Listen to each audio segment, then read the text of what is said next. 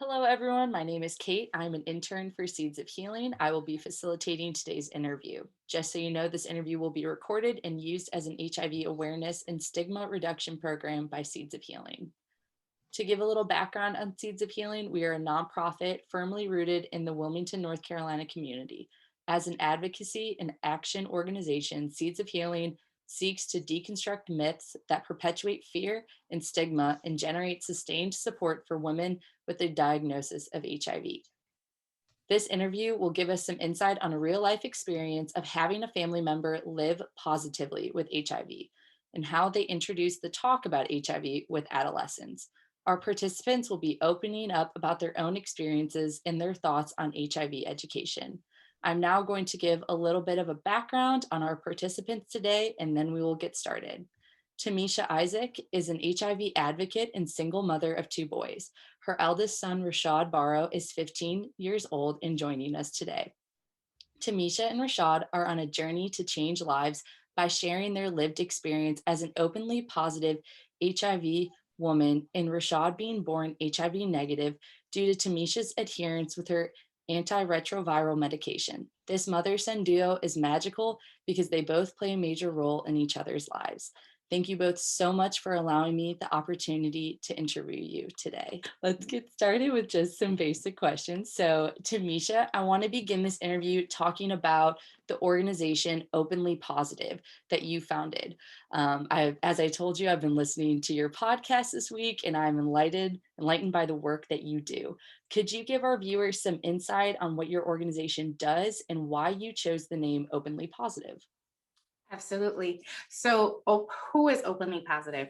Openly Positive is a 501c3 nonprofit organization offering services that includes HIV testing and counseling and linkage to care and resources to people living with HIV. The reason why I chose the name Openly Positive is because for 17 years, I lived my personal life as not openly positive woman, right? I was diagnosed when I was 19 years old, and the shame, the guilt, the self stigmatization, the social stigmatization, and the systemic stigmatization has impacted my life and affected me in ways that I I can't even really begin to really explain. And 3 years ago, when my life was shattered, I lost my job, I lost my home, and me and my kids was living in a hotel. And the only way to go from there was up. And for me, that meant living in my truth fully, owning who I really was. And that included my diagnosis. And I just took to Facebook Live and I told my story of being HIV positive, and it was a freeing moment for me. And in that moment, I made a vow to myself that I will never, ever not talk about being HIV positive, because my HIV is not for me. It's for me to help others overcome the barriers that I have already overcame and still thriving and living. And you can have a decent life even with an HIV diagnosis. HIV in 2021 is not our HIV in 1998 or in 1989, for that matter. Not discrediting the horror that and the trauma that happened back then. Is with science and with medication, it definitely took a different turn. And my son here being proof of that science, me being HIV positive at 23 years old, being undetectable, which U equals U was not even a thought at that time in 2006.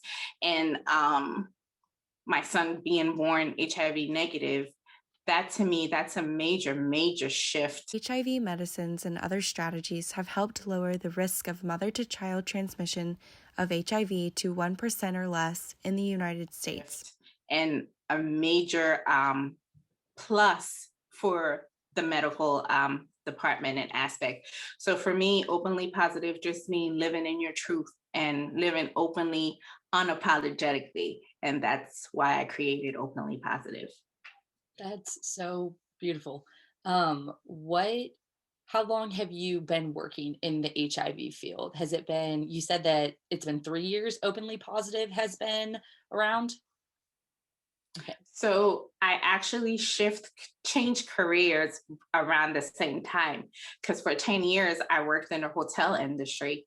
So for 10 years I worked for the Hotel Trade Council here in New York City. And when I lost my job, I was like, okay, I no longer want to live that way because they didn't say that, but technically they fired me because I was HIV positive. But of course, for lawsuit purposes, that's not what they said and worded it in the paperwork.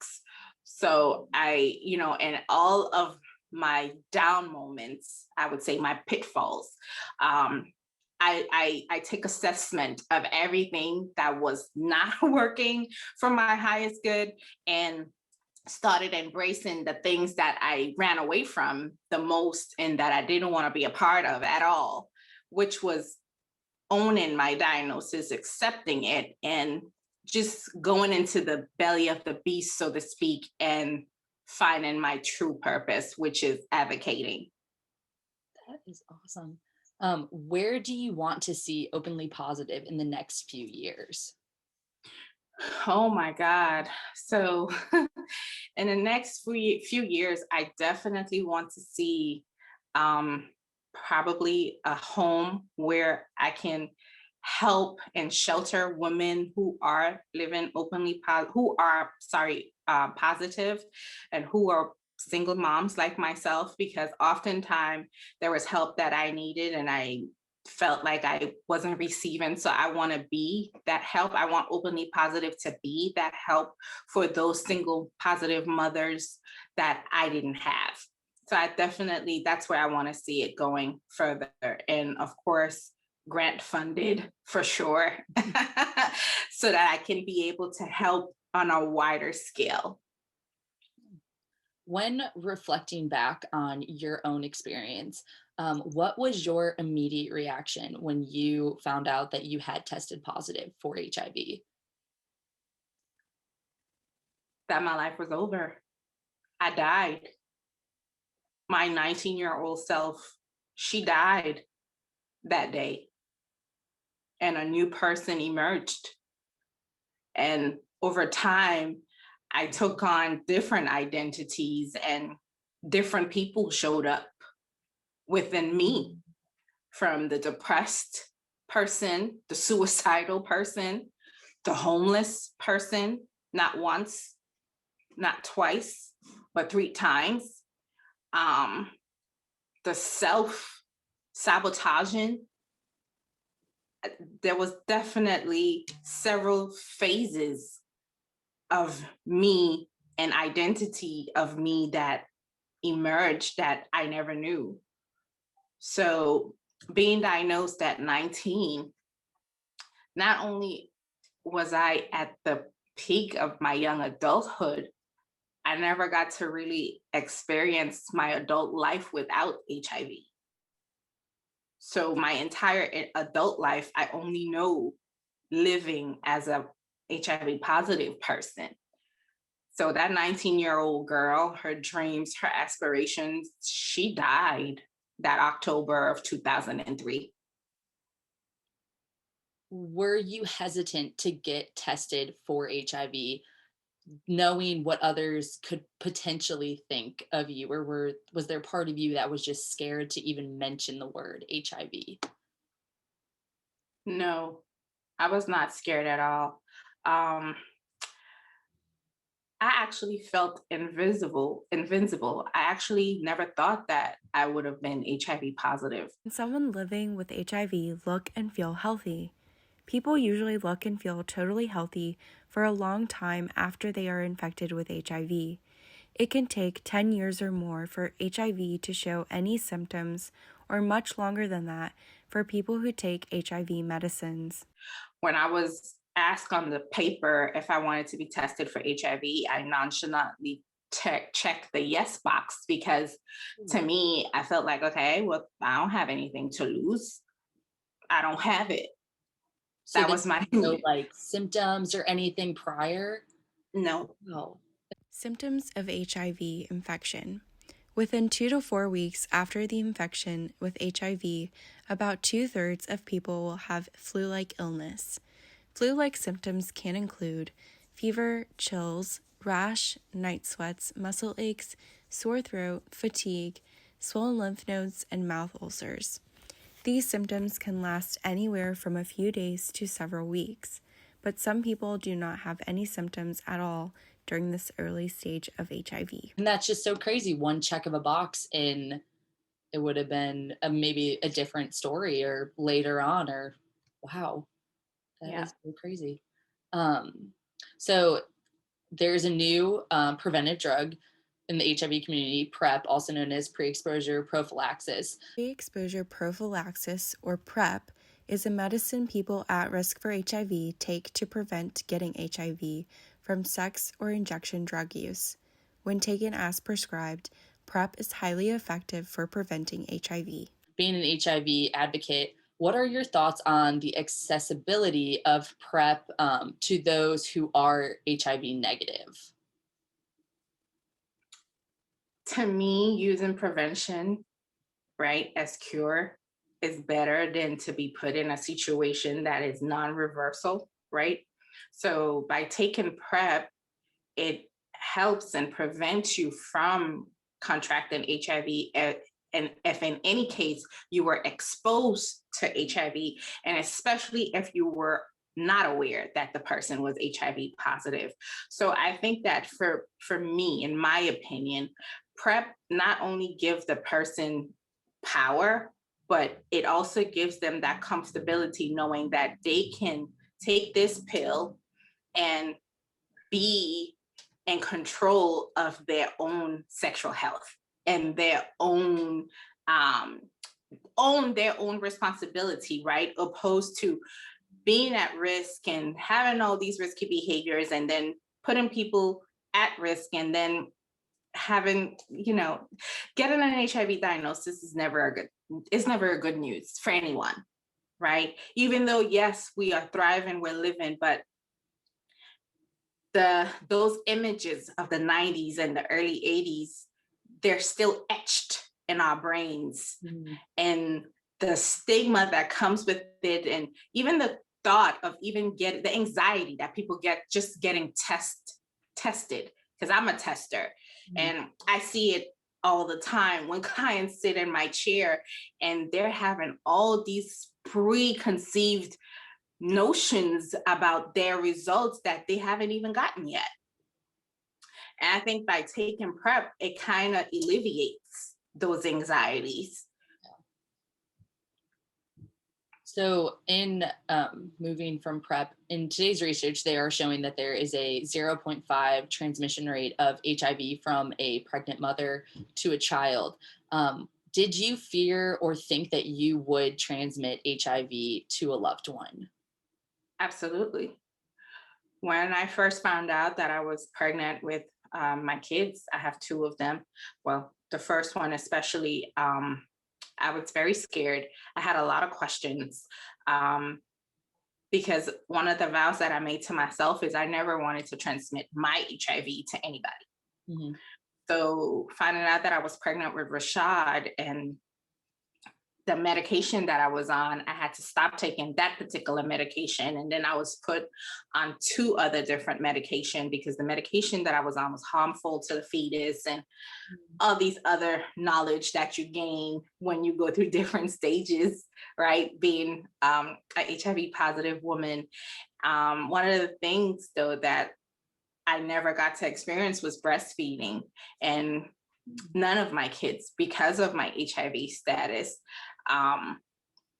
But the doctor reassured me that if I took my medication and I adhered to them the way how I'm supposed to, that in 1 in 9 chances, the chances of me transmitting HIV to my kids would be very slim, and they would be giving AZT like the first 6 weeks of their lives.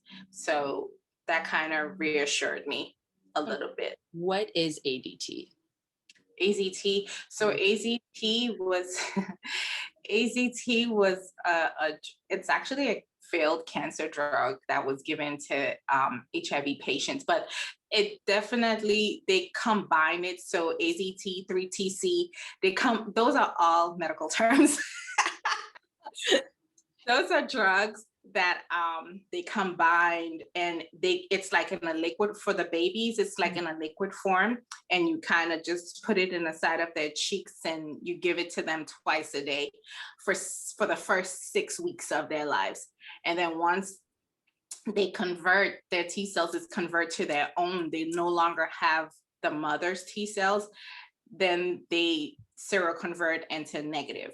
So they were born positive, but then they seroconverted to their own T cells and then negative. Wow, I did not even know that. That is amazing. Um, when did you first introduce HIV to your children, and how old were they? So, Rashad, you want to talk about that? So I'll start. So I introduced, they didn't know. My kids didn't know anything. My kids learned about my HIV status 3 years ago when I went public. So prior to going public about my status, I told them first. So we were in a hotel room and we had a conversation, and I explained to them the medications that I've been taking, why I've been taking them. And I explained, what HIV is to them, where I was in my HIV care, and how it affected me, which they know, they've seen the behaviors, but they didn't know why. And we had a conversation, we hugged, and Mr. Rashad here, who at the time was 12 or 13, comes and hugs on me, and he was like, "Mom, don't worry about it. You're gonna be just fine." In his Rashad way. And it's just been up from there. Rashad, do you have anything to add about that I'm moment? gonna Or go how on. you felt? It was quite the experience learning that my mom was positive when we were still in the hotel. Uh, I was already pretty concerned for her safety given the way the year was playing out, but just knowing that there was something tangible that I could try to assist her with made me feel a whole lot better. So assisting with her, was that the openly HIV or openly positive organization that she was starting? Kind of. Her organization and her mental health are kind of what I want to help with. That's awesome. Um, what kind of questions did you ask your mom initially?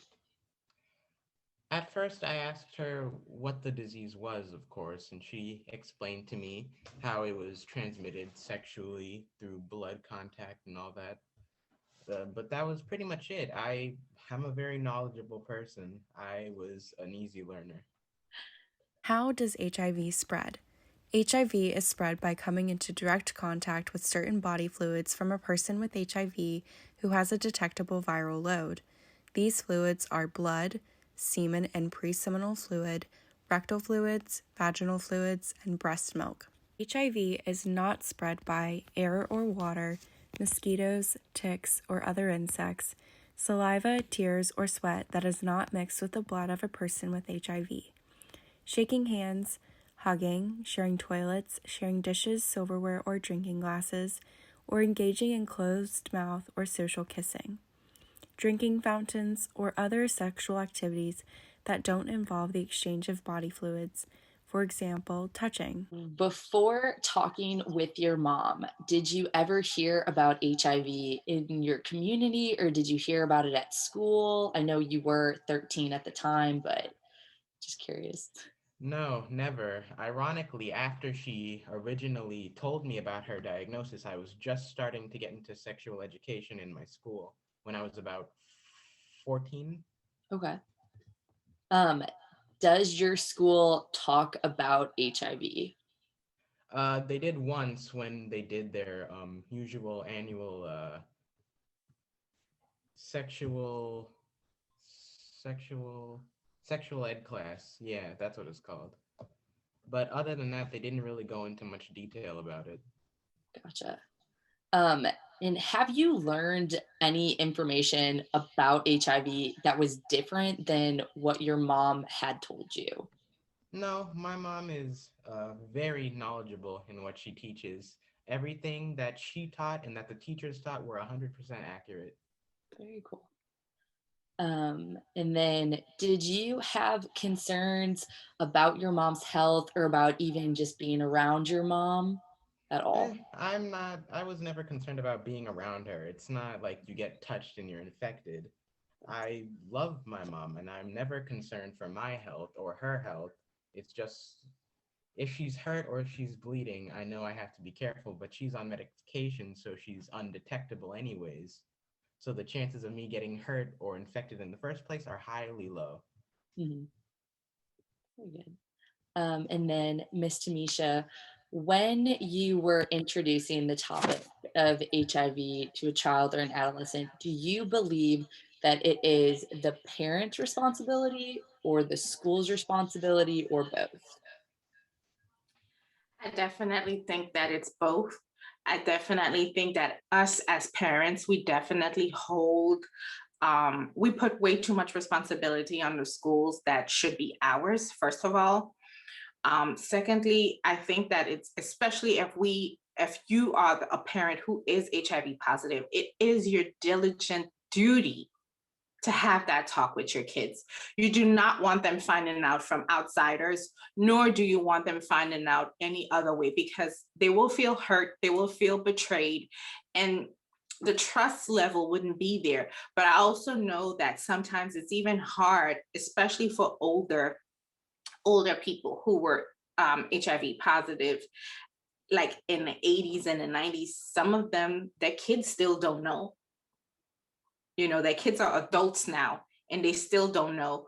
Like they will wait until someone passed away or a loved one passed away from it to bring up the topic, when I think that it's definitely our duty to be honest with ourselves and to be honest with our kids, because these kids these days, now this generation, they're definitely not stupid, and if we don't tell them, trust me, they're going to go find out. They're going to find the information one way or the other. And I think it's better coming from us than coming from someone else. Yeah. How early do you think that parents should talk about HIV or the risks of contracting HIV? I will say as early as 10 years old. Really? Yeah. How did you talk about the risks or how did you explain them? So after becoming public and telling my kids from what I knew, I went and got certified. I am a certified risk centered counselor. I'm also a testing counselor, a transgender ally counselor. So those things that I've learned, I was able to translate that into my own personal life and also into my organization. So when talking to my kids, especially like with Rashaud, um, I'm just honest. Like I just teach them what I was learned, what I was taught. So translating that information for me, it comes like a second nature. It's like it's my duty. I don't think about it. We will be at the dining table and we'll have a conversation and something will come up, or Rashad will hear of something and he'll be like, "Oh, mom, I heard such and such. What do you think about?" And then we'll have a conversation, and that's how that usually goes in my household. Yeah. Going with misinformation, do you believe that there is a need for more HIV education among adolescents, or do you think what we have now is just good enough? No, no, it's gonna never be good enough. There's a lot of work that needs to be done. And I believe that more so than advocates, we need allies, because us as advocates, there's a handful of us. You can count us, literally. You can count us between my generational gap, the younger generation, and the older generation. You can count us, literally. You can count us. And some of us are spread so thin and so wide that we're only engaging with a certain amount of people in the community, where we want to reach everyone. We don't want to reach just the people who's positive. This information is for everybody, because everybody is affected. Everybody is affected by this, whether you know it or not. This information is for you too. You have a responsibility to hold not only yourself accountable, but hold the people in your community accountable. And that's the only way we're going to stop the spread of HIV and end the epidemic. If we want to end the epidemic by 2030, there's a lot of work that needs to be done. And we have to bridge the gap to every intersectionality, every single one. None of them can't be left untouched. None. Not the cisgender, not transgender, not the LGBTQI plus, not the young, not the old. We all have to do this collectively together. Nobody left behind. What are some of the ways that we can reduce the stigma around HIV? I know you have an episode about self-stigmatization. I might have said that wrong, but what are some of the ways that you believe the community, individuals can do it? Education. Educate yourself. There's good and there's bad education out there, right? Because there's, on one hand, there's the people who push for you equals you. And then on the other hand, there's the people who fight against the you equals you narrative, right? And the only reason why that is happening is because there is a population of people who is having a hard time reaching undetectable status. But we also have to look at all the different variants that's against them, right? The barriers that they're facing, adherence, whether they're needle exchange users, whether they're in a rural area where they cannot get to medical care as easily and as fast as someone else who lives in a city, right? Because healthcare across the nation of the United States, the disproportionate disparity that is faced, it's appalling. It's really appalling. For the United States being as progressive as it is when it comes to healthcare, we are not as progressive. And I think that has to change. Yeah. And when that changes, we will see a decrease in HIV transmission and also an increase in adherence, because it will be more accessible, it will be more easily, it will facilitate people to adhere and go to their medical appointments and keep their medical appointments. People fall out of care for so many different reasons, and especially having an HIV diagnosis, staying in care is one of the most important things. But when you can't do that because of all the barriers that you're facing, we have to go back to the drawing board and ask, what can we do to facilitate this from happening? And I think that's another topic for another time, because I could go on about that. I have my last question for both of you, is how can we, members of society, help end the epidemic of HIV? I just did a whole long post about that. So there's several ways. There's a toolkit. If you go on the CDC or HIV.gov website, especially today, there's a whole entire toolkit that tells you how you can help, how you can be a part of the movement. So you're doing one of the parts that's on a toolkit. You're hosting a Zoom. You're talking to a person who's HIV positive with a child who was born to said HIV positive woman and who was negative. So that's one part. That's also a part, that's an educational piece, right? Become an ally or become an advocate. You're already doing a second part. You're a part of, you're interning at Seeds of Healing, which is an organization that is geared towards women living with HIV to assist in aiding and ending the epidemic, right? Then there's a fourth part. Get tested, know your status, encourage somebody else to go get tested and know their status as well. And then the last piece, and that's universal law, never look at anyone who's HIV positive as less than, because we never know when HIV will come knocking at our doors, especially if we do not have a cure for HIV. You never know when it will be your turn. So treat everyone as if they have a sign that says, I need love and I need a hug today. Just because I'm HIV positive, I am not less than human. I am human. Awesome. Rashaud, I love what you said at the end of your guys' podcast where you said life is like a flower. You treat it well and you let it nourish and let it grow. And I think that is a beautiful message. And thank you both so much for doing this interview and allowing me to interview you and share your story.